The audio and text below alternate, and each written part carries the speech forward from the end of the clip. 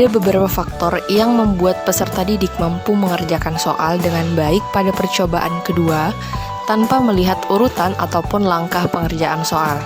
Beberapa faktor tersebut antara lain, yang pertama, pemahaman konsep.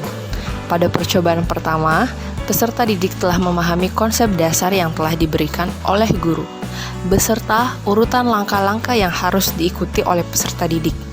Sehingga peserta didik memiliki pemahaman awal terhadap konsep ataupun pembelajaran yang akan diikuti ataupun yang akan dilaksanakan. Yang kedua, pengalaman praktik. Dalam percobaan pertama, peserta didik telah melaksanakan langkah-langkah yang diajarkan oleh guru.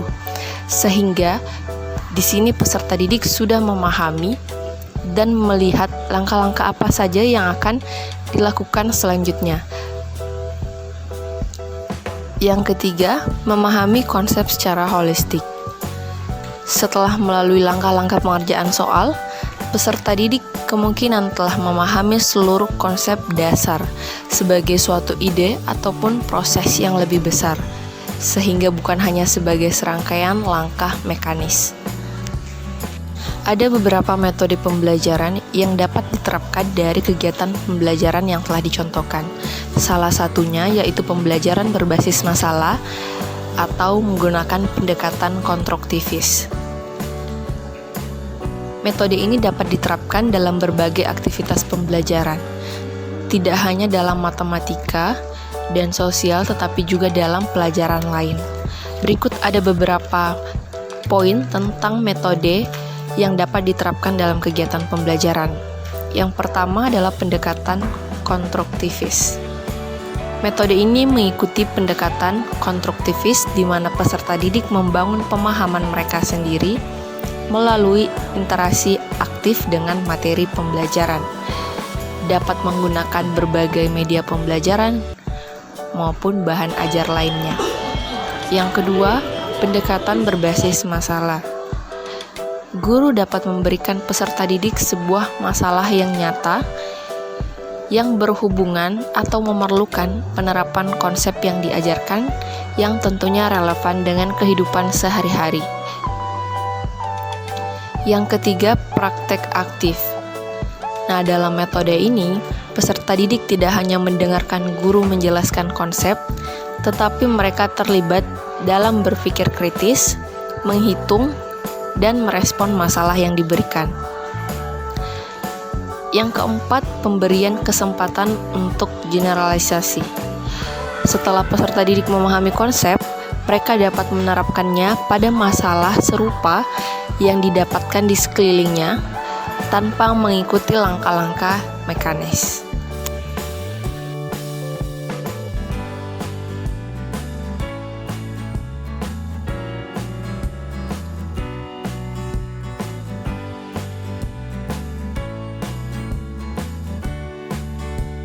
Untuk kasus yang kedua, untuk membantu peserta didik di kelas 1 SD yang sebagian besar belum bisa berhitung dengan lancar sesuai dengan tahapan perkembangan usia, Rina dapat melakukan beberapa tindakan sebagai berikut. Yang pertama, menggunakan materi yang relevan dan konkret.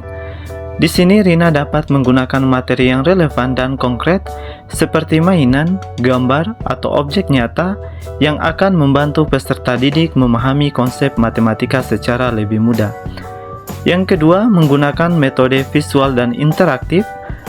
Menggunakan metode visual seperti gambar, diagram, dan papan tulis interaktif untuk memvisualisasikan konsep matematika. Hal ini membantu peserta didik memahami dan mengingat kembali lebih baik. Yang ketiga, berfokus pada konsep dasar. Memahami bahwa kelas 1 fokus harus diberikan kepada konsep dasar seperti perhitungan hingga 10, pengenalan pola, dan perbandingan sederhana. Rina perlu memastikan bahwa peserta didik benar-benar menguasai konsep-konsep dasar ini sebelum melanjutkan ke konsep yang lebih kompleks. Yang keempat, menggunakan permainan dan aktivitas kreatif. Dengan menerapkan permainan matematika yang sesuai dengan usia peserta didik seperti bingo matematika, permainan kartu, atau permainan berbasis cerita yang melibatkan matematika. Aktivitas ini akan membuat pembelajaran menjadi lebih menyenangkan dan interaktif. Yang kelima, memberikan dukungan individual. Rina harus memberikan dukungan individual kepada peserta didik yang mengalami kesulitan. Ini bisa berarti memberikan tambahan waktu, membimbing secara pribadi, atau mengidentifikasi masalah khusus yang dihadapi oleh setiap peserta didik. Kami menyarankan hal-hal ini berdasarkan prinsip-prinsip perkembangan anak dan teori pendidikan. Yang pertama, teori Piaget tentang perkembangan kognitif. Menurut teori Piaget, anak-anak pada usia kelas 1 SD berada pada tahap operasi konkret, yang berarti mereka belajar melalui pengalaman konkret dan visual. Oleh karena itu, penggunaan materi yang konkret dan metode visual sangat penting untuk membantu mereka memahami konsep matematika.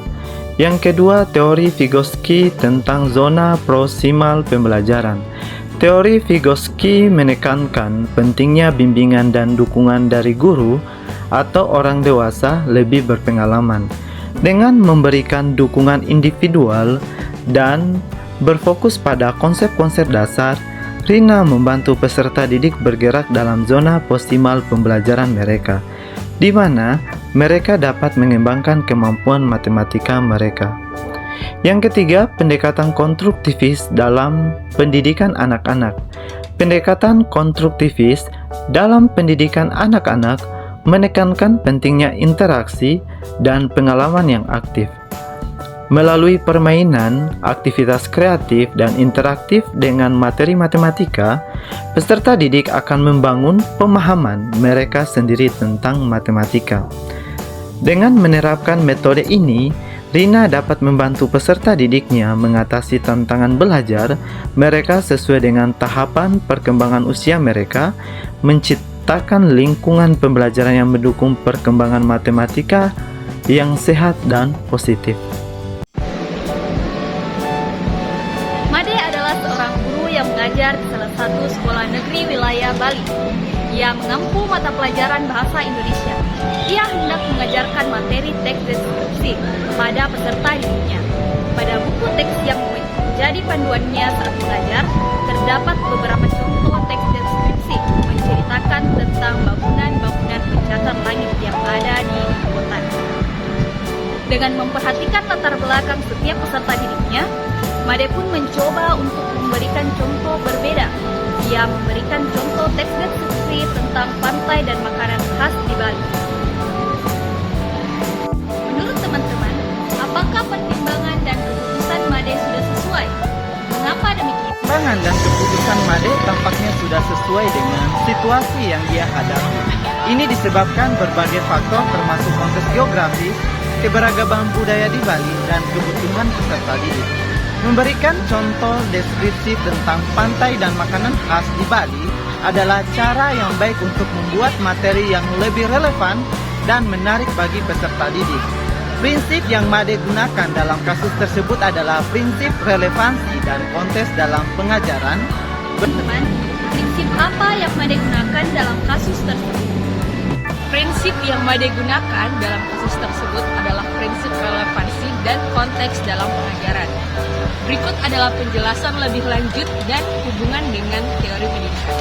Nah, untuk poin pertama yaitu relevansi dan konteks. Prinsip ini mengacu pada pentingnya menjadikan materi pembelajaran yang relevan dengan pengalaman dan latar belakang peserta didik. Made mempertimbangkan bahwa peserta didiknya tinggal di Bali, yang dimana dikenal dengan pantainya yang indah dan makanannya yang khas.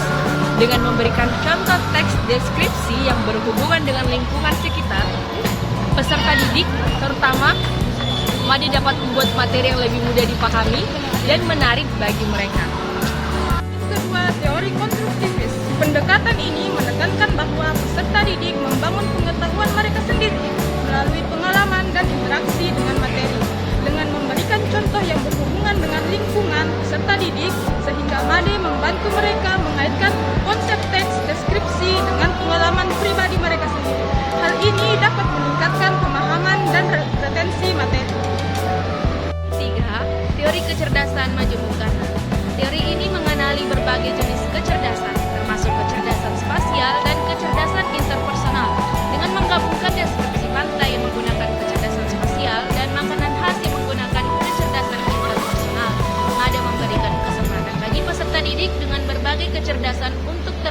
dalam pembelajaran.